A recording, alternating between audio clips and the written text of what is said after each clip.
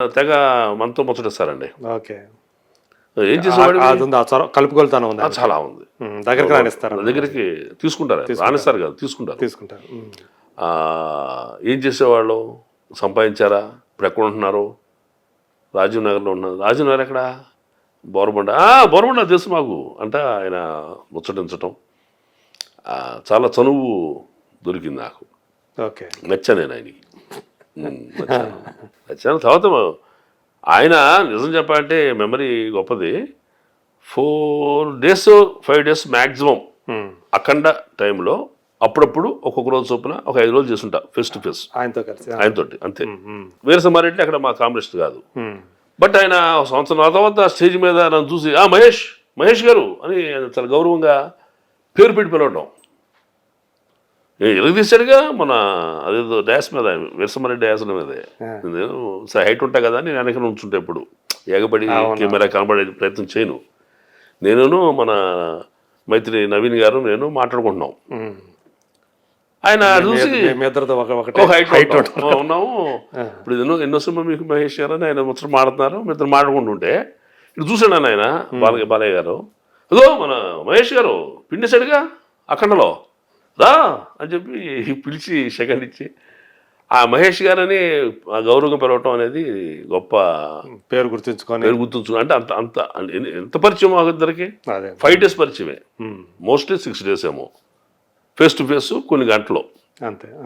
But ఆయన మనసులో అట్లా ఉన్నా అంటే అది జ్ఞాపకం ఉంచుకొని ఆ కన్సర్న్ పెట్టుకోవడం అనేది అంటే మనం ఆర్టిస్ట్గా నచ్చాము అనేది కొంచెం నాకు నమ్మకం కలిగింది. నేను వ్యక్తిగా ఏమి తప్పు చేసే మనిషిని గాను లేకపోతే చొరబడి వాళ్ళ ప్రాపకం కోసం వెళ్ళాలని ఎక్కడికి పోను. నా హద్దులే ఉంటాను. వాళ్ళు ముచ్చటిస్తే వాళ్ళ ముద్దొస్తే పిలుస్తారు తప్ప మనం ఎగబడితే కాదు కదా అని నేను నా జాగ్రత్తలో ఉంటానండి. కాబట్టి చిరంజీవి గారి దగ్గర అంత గౌరవం ఉంది, బాలయ్య బాబు దగ్గర అంత గౌరవం ఉంది. యంగ్స్టర్స్తో ఎలా ఉండేది? యంగ్స్టర్స్తో చేసి తక్కువ యాక్చువల్గా. యంగ్స్టర్స్ మిగతా సినిమాలన్నీ ఇప్పుడు యంగ్స్టర్స్ అంటే మనం వరుణ్ తేజ గారితో కాంబినేషన్ చేశాం. అంటే ఇది వకీల్ సాబ్ కూడా చేశారు. ఆయన వకీల్ సాబ్లో మన పవన్ కళ్యాణ్ గారు ఉన్నారు కానీ నేను ఫేస్ టు ఫేస్ మాట్లాడతలేదు. ఫేస్ టు ఫేస్ మాట్లాడే సీన్ ఉన్నప్పుడే కాస్త నిలబడి ఇద్దరం ప్రైవేట్ టైం ఉంటుంది మాకు ఆ కెమెరా అడ్జస్ట్మెంట్ టైంలో. గద్దరకొండ గణేష్ టైంలో నా కాళ్ళు నరికే సీను వరుణ్ తేజ అని ఉన్నారు. కూర్చున్నారు. సరే ఊనే కాసేపు ఈ ఒకరోజు అయిపోద్ది పరిచయం. మంచి మాట మాట్లాడి కాస్త దగ్గర అవుదామనే ఉద్దేశంతో బాబు నేను పెదనాన్నగారితో ఖైదీ చేశాను తెలుస్తారు మీరు నాకు అన్నాడు.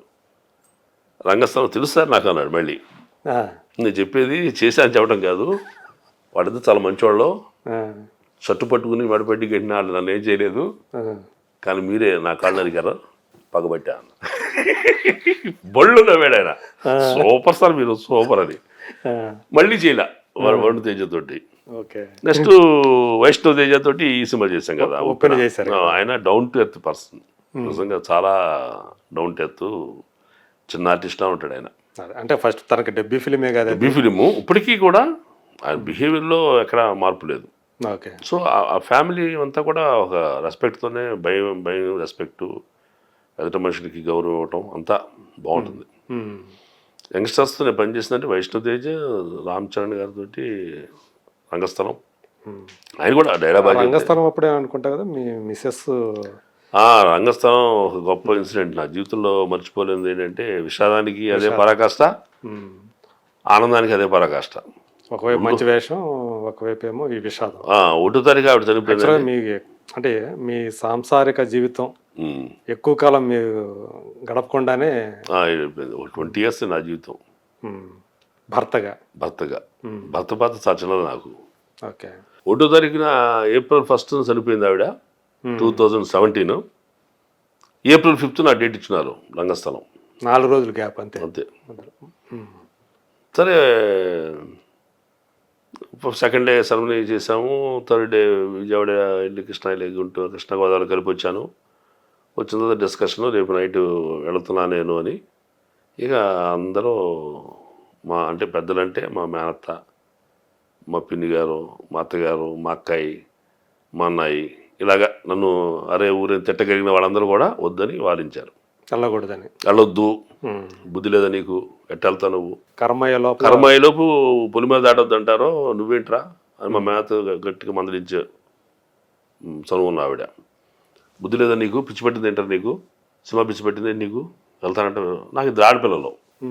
ఇద్దరు ఆడపిల్లలు. ఒకరేమో అనుకుంటా. ఇద్దరు ఆడపిల్లలు. ఓకే. పెద్ద పాప డిగ్రీ ఫస్ట్ ఇయర్ చదువుతుంది, చిన్న పాప ఫస్ట్ ఇయర్ ఇంటర్మీడియట్ చదువుతుంది. అప్పుడు లేట్ మ్యారేజ్ కదా నాది. అయితే ఈ నాకేమో ఒక అవకాశాలు వదిలిపెట్టలేము, జరిగిందాన్ని తేలేము, కర్మనే మనం దాన్ని వక్రీకరించి మనం దాన్ని ఇచ్చేసేది లేదు, మార్చలేము, విధిని మార్చలేము, అవకాశం వదలలేము. వీళ్ళేమో చాలా తీవ్రమైన ధోరణితోటి మా మేతలో అక్కయ్యలు అందరూ మాట్లాడుతున్నారు. దండం పెట్టి దయచేసి మీకు ఏం తెలియదు, మీరు ఊరుకోండి, మీరు ఎన్ని చెప్పినా నేను వినను, నేను వెళుతున్నాను, డిసైడ్ అయ్యాను, మేము బాధ కలిగితే ఇప్పుడు వెళ్ళిపోయి ఇంట్లోంచి. నన్ను ఓదార్చకు వచ్చిన వాళ్ళని ఆ రేంజ్లో నేను తీవ్రమైన ప్రతిఘటన చేయాల్సి వచ్చింది. ఎందుకంటే వాళ్ళు వద్దు వద్దు వద్దు అంటారు, నేనే పూర్తిగా వదిలిపెట్టేస్తే గొప్ప అవకాశం మిస్ అయిన అవుతానని నా బాధ. దాన్ని వదిలిపెట్టకూడదు. పెద్ద cinema, Samantha father combination character. ఎన్ని సినిమాలు పనిచేస్తే సమంత ఫాదర్ అవుతామండి? ఫాదర్ అవ్వాలంటే కొన్నేళ్ల సర్వీస్ మనకు ఉండాలి, ప్రజల్లో రికగ్నిషన్ ఉండాలి, దర్శకుల దగ్గర గుర్తింపు ఉండాలి, నేను చేయగలను నమ్మకం రాసే రైటర్కి ఉండాలి, డైరెక్టర్కి ఉండాలి, అందరికి ఉండాలి. సో అది రెండో సినిమాకి వచ్చింది భాగ్యం. అది ఎందుకు వచ్చిందంటే చిరంజీవి గారితో ఆ సినిమా చేయటం, సుకుమార్ గారు నన్ను పిలిపించటం, నన్ను మాట్లాడించడం, నాతో మాట్లాడదని రైటర్ నన్ను గౌరవం అంతా కలిసి వెరసి అది తండ్రి పాత్రకి వెళ్ళా. ఓకే. దాన్ని ఈ యొక్క సమస్యలు చుట్టుపడితే అట్టాగనేది నా బాధ. నేను ఒకటి చెప్పాను మీకు, రామ్ చరణ్ సమంత గారి కాంబినేషన్ మీకు తెలియదు, మైత్రి మూవీస్ యొక్క వాల్యూస్ మీకు తెలియదు, సుకుమార్ గారు ఎవరో మీకు తెలియదు, ఆయన గొప్పతనం మీకు తెలియదు, సమంత ఫాదర్గా నాకు వచ్చే ఒక ఇమేజ్ మీకు తెలియదు, మీరు చెప్పే పులి బెర దాడితే ప్రమాదం అనే విషయం కూడా మీకు తెలియదు. వినడం తప్ప ఎక్కడ సత్యాన్ని తెలుసా మీకు? అయితే నువ్వు చెప్పు, నీ జీవితంలో విన్నావా నువ్వు? ఒక కారణాల వల్ల ఆయన అంటే ఉంచుతారు, ఒంటరికి పోతే డిప్రెషన్ అయ్యి సస్తాడని చెప్పి పులి బెర దాటొద్దని భయపెడతారు. సైకలాజికల్గా అంతే నాకు తెలిసిన నాలెడ్జ్ అని నేను అప్పటికప్పుడు విశ్లేషణ వచ్చి పులి మీద దాటొద్దని అంత తీవ్రమైన వాదన చేసి అత్త నేను చెబుతున్నా ఎడుతున్నా, నిజంగా మీరు చెప్పిన మీరు నమ్మినట్టుగా పులి మీద దాటిన సస్తాననుకో, ఇద్దరు ఆడపిల్లలు దయవిಟ್ಟು కాపాడండి, లేదా గాలి వదిలేసండి, ఆడపిల్లలు కదా అటు వాడు బతుకుతారన్న. అక్కడ ఉరుమూసారు, ఇక అక్కడ ఆగిపోయారు. మా అన్నయ్య సరే మీరు ఒత్తిడి చేయమాకండి, పెద్దబాబు డిసైడ్ అయ్యాడు కదా వాళ్ళని వస్తాడులే అని మా అన్నయ్య కొంచెం అందరు ఆగమని చెప్పడంతో సరే రా నీ ఇష్టం ఇల్లు అన్నారు. నేను బిక్కుమంటని వెళ్ళా. అంటే యాక్చువల్గా ఆ టైంలో కొంతమంది మీకు వ్యతిరేకం అయ్యారు బాగా. మొత్తం మహిళా జాతి అంటే నన్ను తిట్టే స్థాయిలో నా అక్క బంధువులు అందరూ ఎంత సర్ది చెప్పినా మనసులో అయితే వాళ్ళ అలా ఉంటుందిగా, మూర్ఖంగా వెళ్తున్నాడని. అయితే నేను ఆ సందర్భం ఏం చేశానంటే, మీరెవరు డెసిషన్ మేకర్స్ గారు, ఈయన నా ప్రయాణానికి డెసిషన్ మేకర్స్ నా బిడ్డలే. ఎందుకంటే రేపు పొద్దున వాళ్ళ నిర్ణయంతో నేను వెళ్తా, వాళ్ళ నిర్ణయం బట్టి నేను నడుస్తా, వాళ్ళు వెళ్ళమంటే వెళ్తా, లేదా మానేస్తా.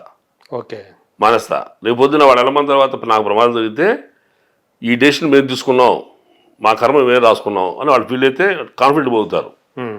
లేకపోతే మా నాన్న అంతమంది చెప్పిన వెళ్ళాడు, అమ్మ వారంలో చనిపోయింది, నాన్న మూర్ఖత్వంతో చేసుకున్నాడు, మా జీవితం నాశనం చేస్తారు, జీవితకాలం మమ్మల్ని నన్ను ద్వేషిస్తారు వాళ్ళు. రండి తల్లి మీరు చెప్పండమ్మా, మీరు భయపడద్దు, నేనేం అరవను, నేను జీవితం మిమ్మల్ని కొట్టను, ఇంకా అయిపోయింది, మిమ్మల్ని ప్రాణప్రదంగా చూసుకోవటమే దేవుడు నాకు వదిలిపెట్టే బాధ్యత, మీరు ఏ నిర్ణయం తీసుకోండి, మీరు వెళ్ళమంటే వెళ్తా, వద్దంటే మానేస్తా, మీ ఇష్టం అంటే చెరువు పక్క వచ్చి కూడపలుకున్నట్టుగా ఎల్లు డాడీని ఏడ్చేశారండి మీదపడి. ఎల్లు డాడీ అని అంటే నన్ను టోటల్ నమ్మారు. అదే తల్లి మీకు ఇంక అన్యాయం జరగదు, నీకు భార్య కావాలా భాగ్యం కావాలా అని దేవుడు అడిగాడు, నేను నిర్ణయం చెప్పినప్పుడు మీ అమ్మ తీసుకెళ్ళిపోయాడు, నన్ను బతికిచ్చింది మేము బంగారం చూసుకోమని, అవకాశం ఇచ్చిందే నీది జీవితం ఇదిరా అని చెప్పని, నేను తిరిగి వస్తా, జస్ట్ 4 days 5 days, మీరు ధైర్యంగా ఉండండి, తిరిగి వస్తా, నాకు ప్రమాదం జరగదు. లేకపోతే చిరంజీవి గారు ఆ వేషం ఎవరో, అదే రెండో సినిమాకి సుకుమార్ గారు పిలిచి ఈ వేషం ఎవరో, నా డెస్టినీ ఖచ్చితంగా అర్థమైపోయింది. నా జీవితం రియల్ ఎస్టేట్ కాదు, సినిమానే. సో ఇమీడియట్గా మీకు వచ్చిన ఆఫర్ అదే రంగస్థలమే. రంగస్థలమే. నేను చిరంజీవి గారి సినిమా చేసినది మళ్ళీ యాక్షన్ కోసం ట్రై చేయలేదు పెద్దగా. యాక్టర్ అవ్వాలని అనుకోవాల్సిన నేను మళ్ళీ అదే సుకుమార్ గారు పిలవడంతో నాకు డెస్టినీ ఓకే. ఓకే ఇదనమాట నా డెస్టినీ, నా జీవితం ఇదనమాట. అక్కడ అంటే నిజంగా మీకు చెప్పాలంటే బలపడింది ఇక రంగస్థలమే కెరీర్. కెరీర్ ఇందులోనే సినిమాలో సినిమాని నా కెరీర్ అనేది దేవుడు ఇలాంటి అవకాశం ఇలా ఇచ్చాడంటే నేను కోరుకున్నది ఇచ్చాడు. నేను 10 ఒక మెట్టు ఎక్కేలోపే 100 మెట్లు అయిపోయి అవసరం పడేశాడు నన్ను.